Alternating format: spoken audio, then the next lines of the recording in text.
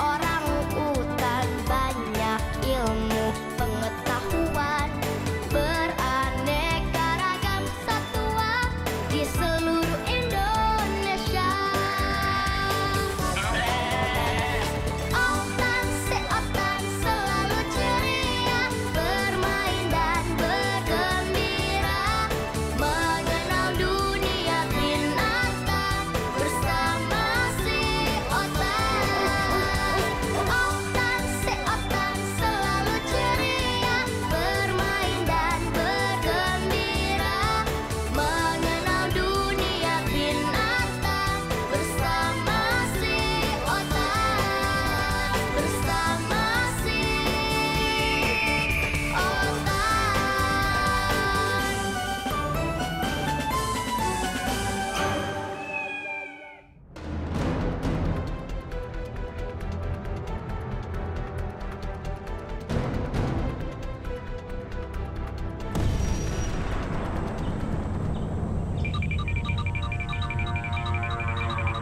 Sob, ayo cepat kabur. Jangan sampai kamu jadi makanan silipan.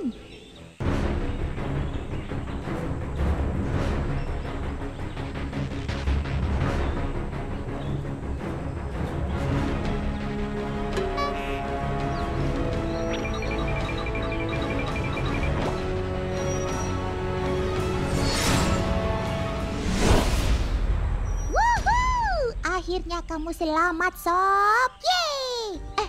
Ada yang gak sempat melihat. Aduh, Paman Editor, tolong diulang lagi ya adegannya. Yaps, cukup dengan mengembangkan sayapnya, langsung whoosh. Hebat kan, Sobat Otan?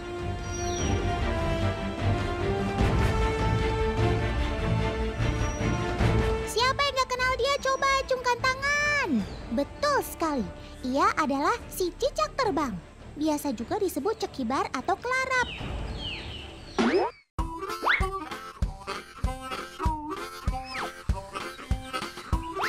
Meskipun namanya cicak terbang dan memiliki sayap, anehnya ia nggak bisa terbang.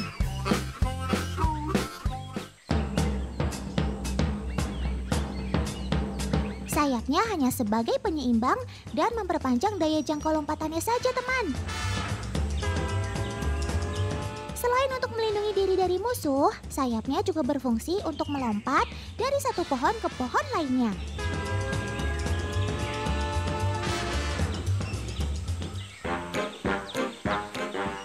Sayap cekibar berupa rangkaian pasang tulang rusuk yang dilapisi kulit selaput.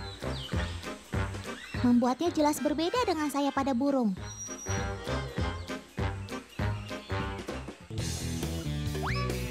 Tidak jarang, cekibar sering terjatuh karena sasaran hinggapannya tidak terjangkau.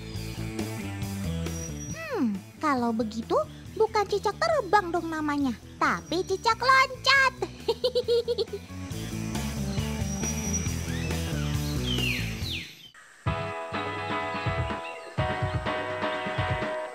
Ngomong-ngomong, ada yang tahu Otan sekarang ada di mana? Aha, tepat banget. Otan sedang berada di Gunung Argopuro, Kabupaten Probolinggo, teman.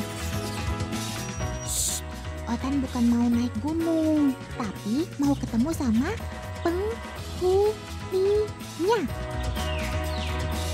Salah satunya ya si cekibar, alias cicak terbang ini, teman.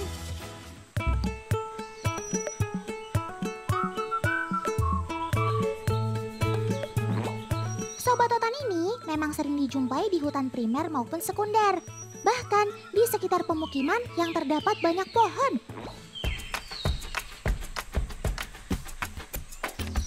Oh iya, Sobat Otan ini merupakan hewan sejenis reptil yang termasuk dalam kategori kadal, teman. Walaupun disebut sebagai cicak terbang, ternyata ia tidak termasuk kerabat cicak loh. Terlihat jelas dari kulit tubuhnya yang kasar, terutama pada bagian kepalanya. Uniknya lagi, ia juga memiliki kantung dagu yang digunakan untuk membedakan antara jantan dengan betina.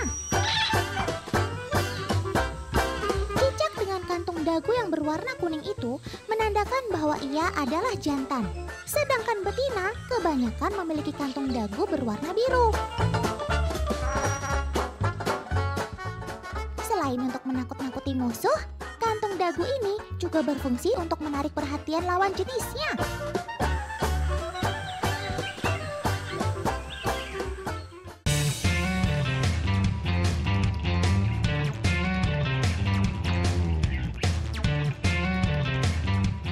Sama si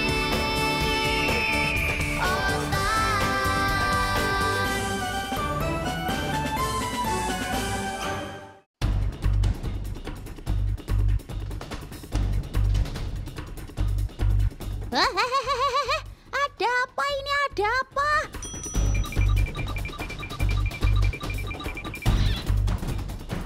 Loh, kenapa si tawon ini tidak berdaya ya?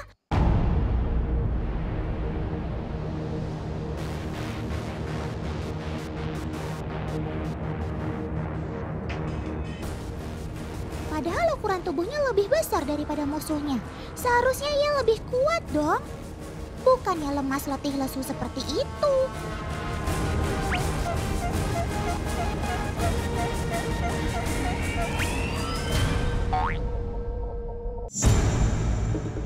Aduh, Otan baru nyadar. Itu kan si kumbang bombardir.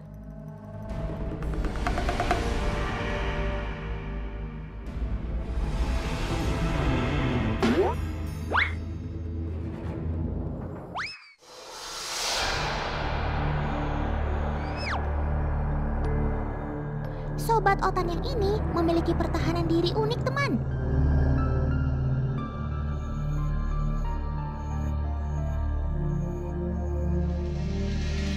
Kumbang bombardir memiliki senjata ampuh berupa cairan kimia panas bersuhu 100 derajat.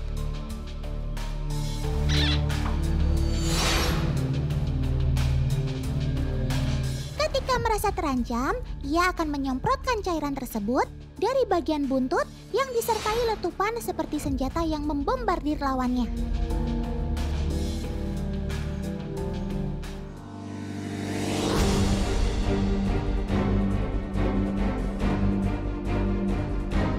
Tidak main-main, siapapun musuh yang terkena cairan tersebut dapat terluka parah, bahkan bisa menyebabkan kebutaan.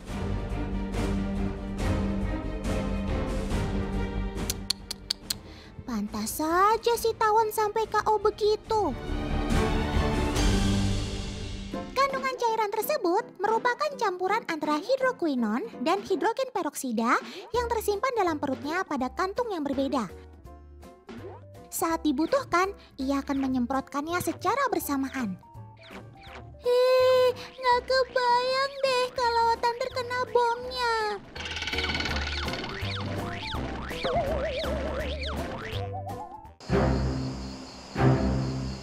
Kembali lagi ke tawon yang kalah tadi, teman. Pada akhirnya, si tawon harus pasrah menjadi santapan sang kumbang bombardir. Tamatlah riwayatmu, kawan.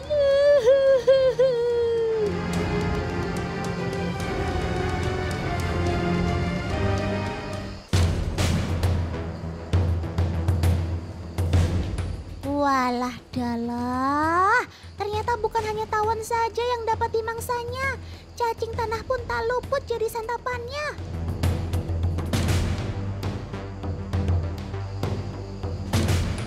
Sobat Otan ini aktif mencari mangsanya pada malam hari.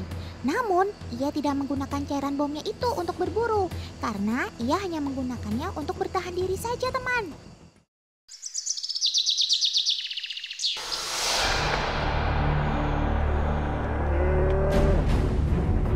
Gawat!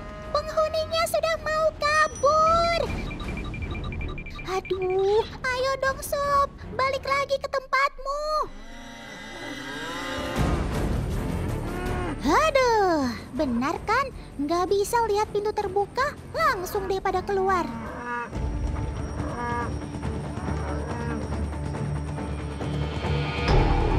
Oh, rupanya sekarang waktunya punya mereka makan.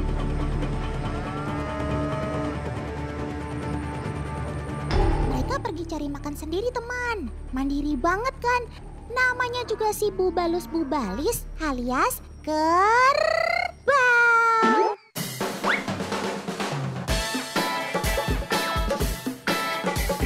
Jika sudah keluar kandang, kawanan kerbau ini akan berjalan beriringan. Sementara para pemilik kerbau hanya mengawasi dari atas perahu jukungnya sambil teriak-teriak.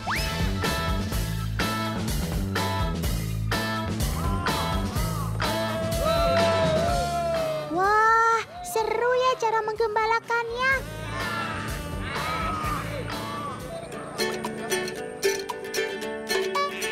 Oi, oi, oi, oi, oi. Aduh, Otan gak bakat nih jadi gembala kerbau. Baru coba teriak sedikit, sudah batuk-batuk.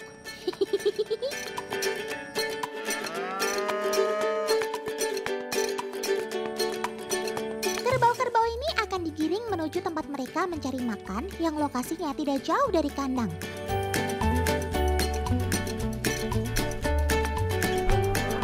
Oh iya, tidak seperti kerbau yang sering dipelihara di darat. Kandang kerbau amang-amang di Kalimantan Selatan ini dibangun di tengah rawa.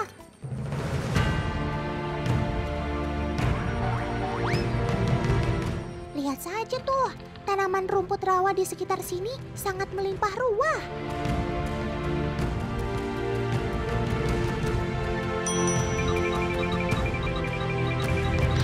Waktu jam makannya itu loh, panjang banget teman. Mulai dari jam 8 pagi sampai jam 5 sore. Kunyah terus. Pantas saja kerbau-kerbau di sini nggak ada yang kurus. Semuanya sehat dan gemuk-gemuk.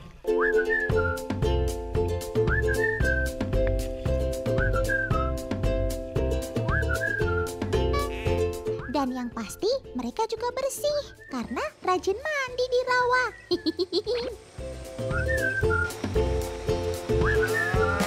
Kerbau memang senang berkubang di dalam air atau lumpur, teman.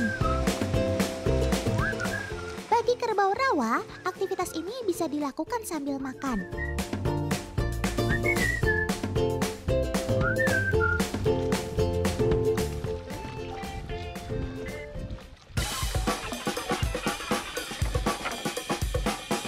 Berendam ini bertujuan untuk mendinginkan suhu tubuh. Maklum, sobat Otan ini kan tidak bisa berkeringat. Selain itu, si kerbau juga tergolong hewan tropik yang daya tahannya terhadap panas tergolong rendah. Zona nyaman untuk kerbau berkisar di suhu 15 hingga 21 derajat Celcius. Kerbau akan stres bila suhu sudah di atas 24 derajat Celcius, teman. Sedangkan berendam di lumpur akan melindungi kerbau dari paparan panas matahari dan menghilangkan parasit.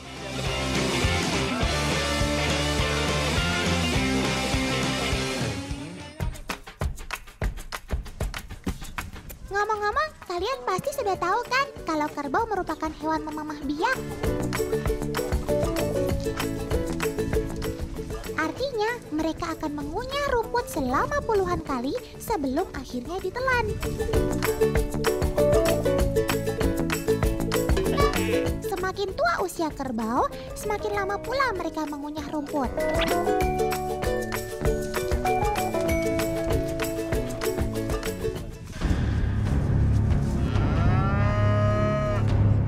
Waduh, paman bawa apaan tuh?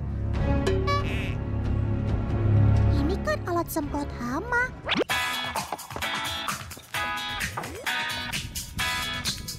Ya, betul teman. Kerbau-kerbau amang di sini juga diberi obat untuk mencegah dan menghilangkan kutu. Tenang sob, jangan takut. Cuma semprot-semprot sedikit saja. Wush, kutu nakal langsung menjauh.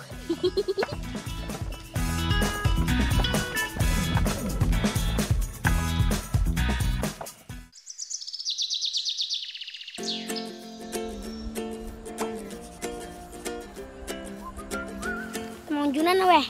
Yuk kita mencari cacing dulu ke mana yuk? Mancingnya di mana? Mancingnya di situ, banyak sekali buntalnya. Ayo, kita gali tanah pakai batang bambu yang runcing ujungnya ini ya. Ayo, gali, gali, gali terus. Sangat banyak cacingnya. Ayo banget cacingnya. Nah, ini sepertinya ada. Nah, itu dia. Gampang kan caranya? Sobat Otansi penghuni tanah ini memang jadi primadona dalam dunia pemancingan. Weh, kami cepat benar weh. Ayo teman, kumpulkan cacing tanahnya yang banyak. Men, kita banyak udah dapat cepat. Oke, sudah cukup ya umpan pancingnya. Sekarang saatnya kita ke lokasi mancing.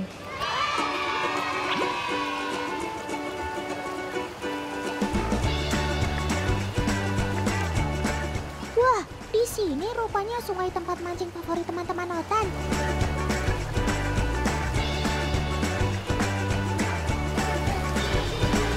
Airnya jernih banget dan dingin. Mana ada? Otan jadi penasaran, siapa kira-kira buruan kita hari ini? Kita pasang dulu umpannya.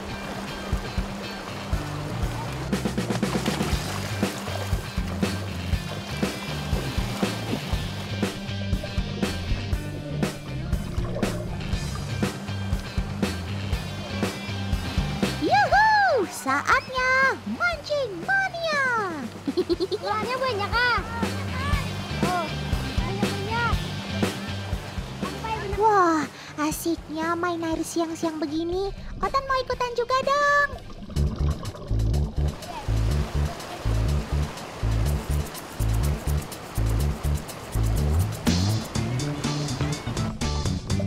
Tapi kayaknya sudah ada ikan yang tersangkut di kail nih. Sama si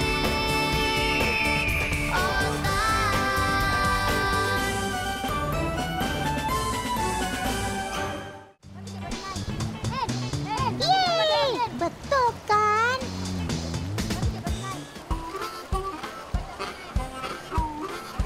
Oh, ini toh yang dicari.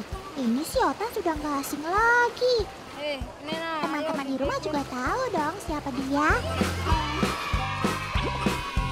Yap, selain hidup di laut, Sobat Otan ini juga bisa ditemukan di air tawar.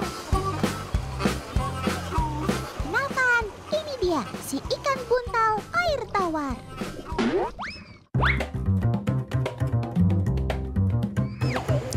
Aduh, duh. Kenapa dimain-mainkan begitu sih?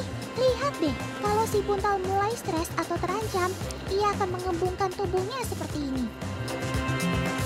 Hati-hati ya teman, biarpun kelihatannya kalem, tapi ia bisa menggigit loh. Ih, Otan nogah deh dekat-dekat sama kamu.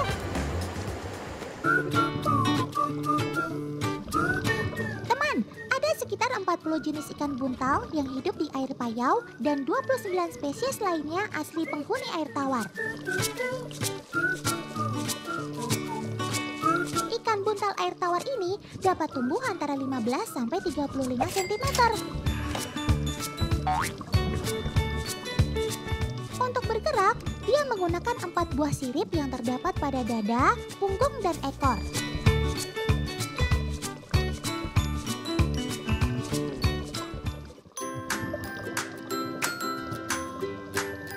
Gerakan sirip yang stabil membuatnya dapat bergerak dengan sangat anggun.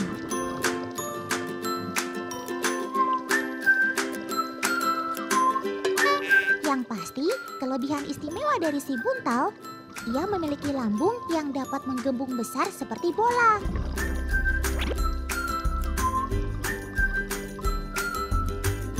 Bagian tubuh yang dibesarkan ini adalah lambung pencernaan mereka.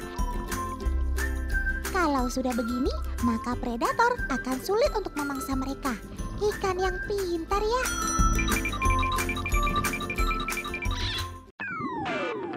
Bu Ile, cemberut saja. Senyum sedikit dong, Sob. Teman, ini dia penampakan ikan buntal yang hidup di air laut. sama juteknya ya dengan yang hidup di air tawar. Ia mampu hidup di perairan air hangat dengan suhu rata-rata 23-26 derajat Celcius. Makanya, ia betah tinggal di Pulau Weh ini. Judes-judes begini, si buntal ini jago berkamuflase loh. Selain mampu mengubah bentuk tubuhnya, ikan buntal juga mampu mengubah tingkat kecerahan pada kulitnya. Kadang lebih terang ataupun lebih gelap. Disesuaikan dengan kondisi sekitar. Nah, kalau teman-teman mau kenalan dengan Sobat Otan yang gak kalah uniknya, rajin-rajin nonton si Otan ya, hanya di Trans 7. Sekarang, Otan pamit dulu. Dadah!